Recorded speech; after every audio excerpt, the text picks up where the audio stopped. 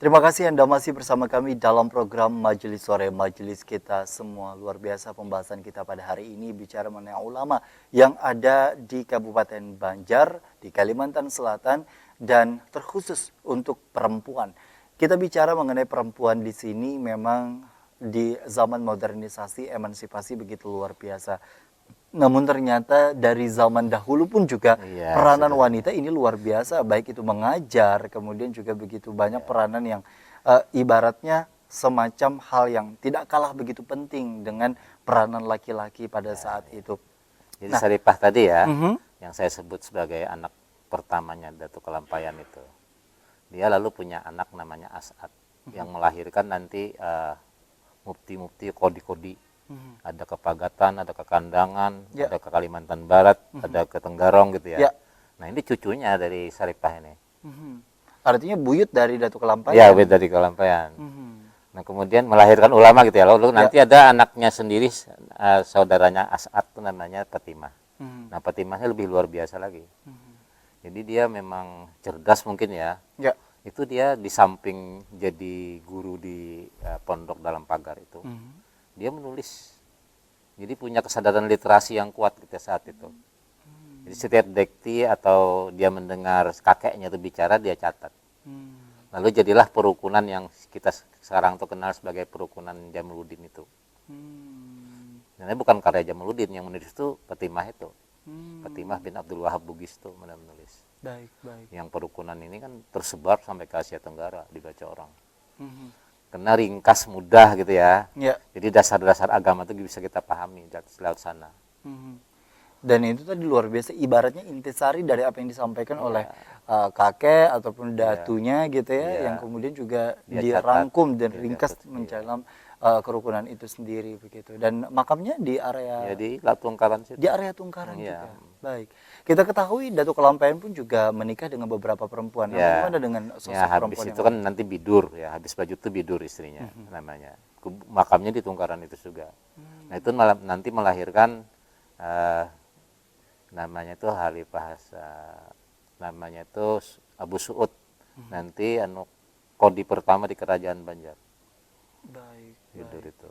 Artinya begitu kuat pada saat itu memang apa yang dilahirkan dan kemudian juga hadirnya ke dunia memang tidak lepas dari yang namanya kerajaan Banjar. Iya, Mhm. Jadi artinya kerajaan Banjar pada saat dahulu begitu kuat akan iya. pondasi Ya, agama jadi Islam. anaknya Datuk Kelampayan Lot istri yang kedua nih dia menjadi kodi besar Kesultanan Banjar pertama. Baik, baik, masya Allah ya. Nah, Gus Utu makamnya saya nggak tahu ya apakah di Pelampayan ya Mhm, atau di Tenggaran, nah, itu agak kurang agak mhm, mungkin di Kelampayan situ. mhm. Nanti itu turunannya itu banyak sekali tersebar. Banyak. Ada keturunan Abu Utu yang sekarang terus berlanjut di Malaysia gitu ya. Masya Allah. Ya, Tersebar dia punya intinya istri di itu. Malaysia karena orang terkenal ketika dia singgah itu disuruh beristri di sana. Mhm. Lalu melahirkan turunan kan di sana. Baik, Sampai baik. sekarang keturunannya itu jadi mufti di kerajaan itu. Sebenarnya kalau hikmah kita bicara mengenai para ulama kenapa zaman dulu ini banyak punya istri, sebenarnya bukan untuk yang sifatnya dalam tanda petik nafsu dan lain sebagainya, Ya, tapi ya. untuk banyaknya mencetak generasi para ulama Ya, selanjutnya memang waktu itu begitu Pak ya. dibutuhkan gitu ya, Iya. dibutuhkan. Mhm, mhm. Nah kita ketahui juga salah satu istri dari Datuk Kelampayan yang merupakan juga keluarga dari yang namanya Kerajaan Banjar, yakni ada Ratu Aminah. Ratu Aminah. Nah, bagaimana dengan beliau? Ratu Aminah itu kemudian ini menjadi istri punya anak namanya Pangeran Ahmad ya. Nah, itu jadi mufti kodi juga gitu ya, dia mufti juga. Jadi memang hampir seluruh anak-anak dari Arsat Al-Banjari kita tidak melihat yang aneh ya, yang manja gitu, yang Ya. tidak jadi apa-apa. Memang beliau berdoa kan ketika beberapa kali dapat Lailatul Qadar itu agar keturunannya menjadi ulama. Dan Nah, terbukti. ada beberapa anaknya sendiri yang perempuan yang memang jadi ulama besar saya kira. Ada Salimah nanti saudaranya Ahmad tuh. Dari Ratu Aminah tadi. Ratu Aminah tadi. Baik, baik. Nah, artinya kan luar biasa Pak ya, ternyata kalau kita Iya. bicara Nah, mengenai yang paling banyak yang nanti menyebar tuh yang istrinya Guat Neo tuh. Di Itu mana? istrinya keempat. Itu tersebar keturunannya itu di mana-mana. Beliau asli orang Banjar.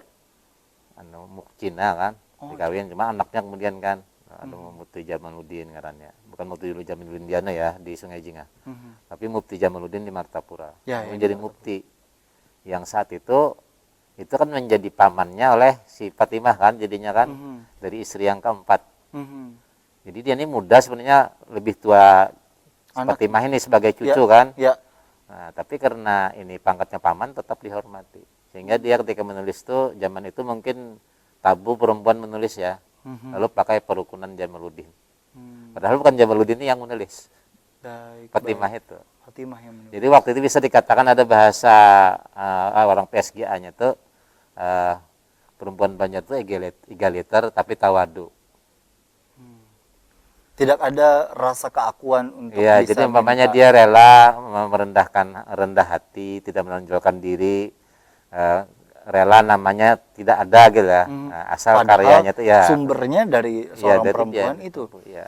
Nah, kalau bicara mengenai kondisi sekarang kan cukup berbeda, Pak ya. Emansipasi, Iya. emansipasi seolah dijadikan sebagai keakuan perempuan, Iya, iya. walaupun juga sebenarnya Tapi tanpa memang, mengurangi hak iya. dan kewajiban perempuan Iya. itu tadi, Pak ya. Ya, dalam perjalanan waktu kan memang harus kita terima sekarang perempuan tuh mereka mengekspresikan keulamaannya. Karena ada kesempatan kan sekarang kan jamaah Betul. Kajian-kajian Islam. kajian banyak perempuan kan. Betul.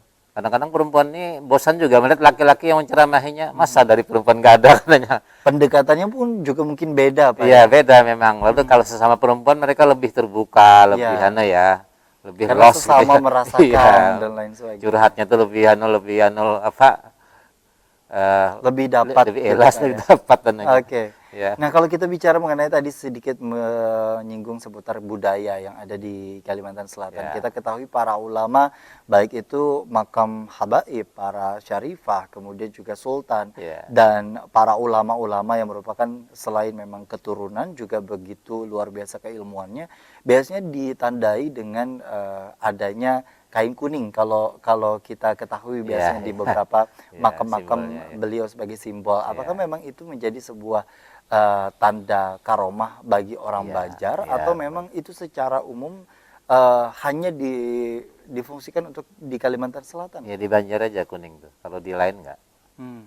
Kalau di lain kan putih kebanyakan ya. Kalau kita lihat Sunan Ampel, kebanyakan Wali Sembilan tuh nggak ada kuning. Iya. Memang itu budaya Banjar itu yang lekat itu ya. Makanya pakaian adat pengantin kita kuning. Ya. Pakaian paliran buaya itu kuning gitu ya. Belaung kita sebenarnya aslinya kuning. Nah, itu karena budaya itu, tradisi yang menyepakati ya, yang dari generasi ke generasi bahwa kuning itu keramat. Dan itu juga menjadi warna dari kerajaan pada saat kerajaan, itu, Pak ya. Ya, simbol-simbol kerajaan juga warnanya kuning banyak. Dan tentu itu bukan juga disalah persepsikan bahwa sampai hari ini kan itu juga cukup pro kontra, Pak, dengan kondisi seperti itu. Maksudnya ada yang kemudian juga mengatakan bahwa itu sebagai semacam penyimpangan dan lain sebagainya karena tidak ada masuk di agama Islam dan lain sebagainya. Padahal pada saat itu kan juga kita ketahui seluruh pengisi dari kerajaan itu sendiri kan merupakan ulama sebenarnya. Jadi sebenarnya ketika menghadapi budaya, mungkin termasuk arsat caranya gitu ya. Itu Nabi itu ada 3 sikap gitu ya. Ada sikapnya itu mengamini atau maklumi, bahkan kemudian dijadikan ajaran. Jadi namanya dalam adat Arab jahiliyah dulu kan ada menerima tamu itu kan adat istiadat ya.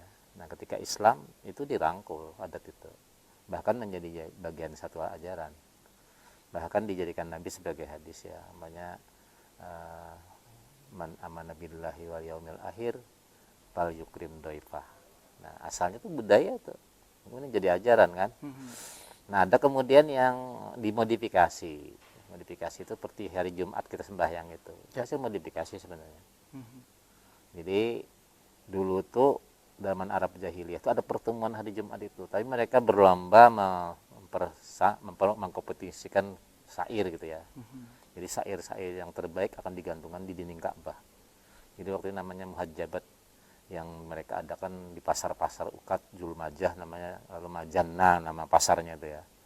Nah kemudian kan Nabi modifikasi, pertemuan Jumat itu ada, kemudian isinya itu yang dirubah, dirubah dengan 2 khutbah dengan salat 2 rakaat. Ya. Jadi ada yang dalam mazhab tertentu yang mengatakan bahwa salat Jumat itu bukan pengganti zuhur, memang salat tambahan seminggu sekali. Jadi mereka habis Jumat itu sembahyang lagi. Ada seperti itu.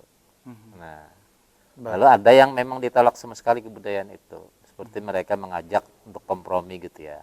Komprominya bagaimana kalau seminggu kamu menyembah berhala, nah lalu seminggu berikutnya kami nyembah Tuhan kamu. Nah itu ditolak, lakum dinukum waliyadin. Bagimu agamamu bagi. Nah, kalau untuk yang budaya tadi masuk dalam kategori yang Ya kalau yang sekedar warna itu kan pemahaman seperti itu kan nggak merusak prinsip-prinsip keislaman kan. Jadi nggak jadi soal dimodifikasi.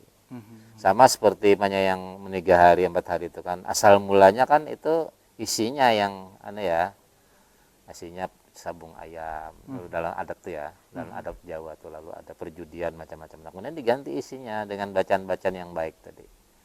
Nah itu modifikasi namanya. baik. Nah. Masya Allah, artinya Banyak banyak harus Pak, ya.